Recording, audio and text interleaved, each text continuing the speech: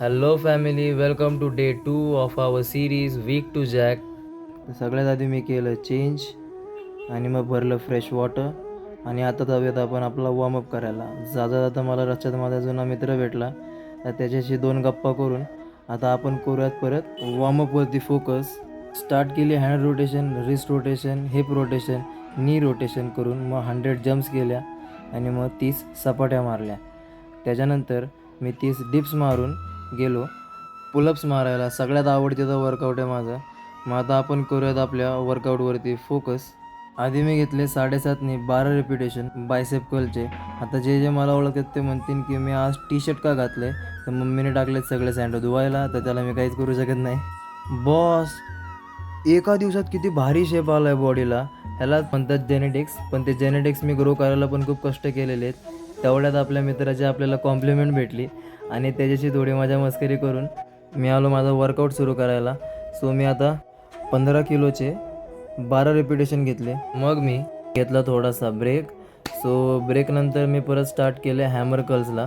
तर हॅमर कर्लचे पण मी 3 सेट घेतले आणि त्याच्यानंतर मी गेलो मशीन बारबेल कर्ल मारायला. तर मशीन बारबेल कर्लचे पण 3 सेट घेतले. यानंतर आपण सरळ जाणार आहे ट्रायसेप मारायला. तर ट्रायसेपमध्ये मी घेतले ओव्हर हेड एक्सटेन्शन. हे बाबा सारखे मध्ये मध्ये करत होते म्हणून मी जरा थांबलो आणि परत आपला वर्कआउट सुरू केला. यानंतर मी घेतलं केबल ट्रायसेप एक्सटेन्शन. मग घेतले सिंगल हँड एक्सटेन्शनचे 2 व्हेरिएशन आणि ते झाले की मी घेतला वॉटर ब्रेक. वर्कआउटच्या मध्ये हायड्रेटेड राहणं खूप गरजेचं आहे. त्याच्यानंतर मी केला हिला थोडासा लाड आणि निघालो बॅक डिप्स मारायला. तर बॅक डिप्स मारायला जाताना मला ही सुद्धा दिसली, तर हिलाही थोडासा लाड केला आणि निघालो आपल्या ध्येयाकडे, म्हणजेच बॅक डिप्स मारायला. अशा असतात माझे जुगाड फोन रेस्ट करण्यासाठी.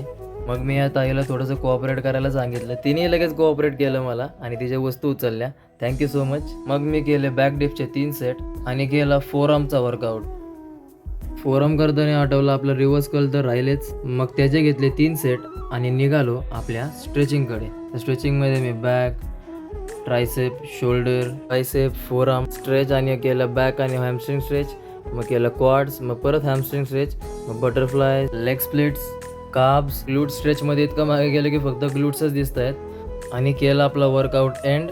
सो अशाच मिनी व्लॉगसाठी आपला चॅनल तुम्ही सबस्क्राईब करा आणि भेटूयात पुढच्या मिनी व्लॉगमध्ये. तोपर्यंत बाय बाय, गुड डे.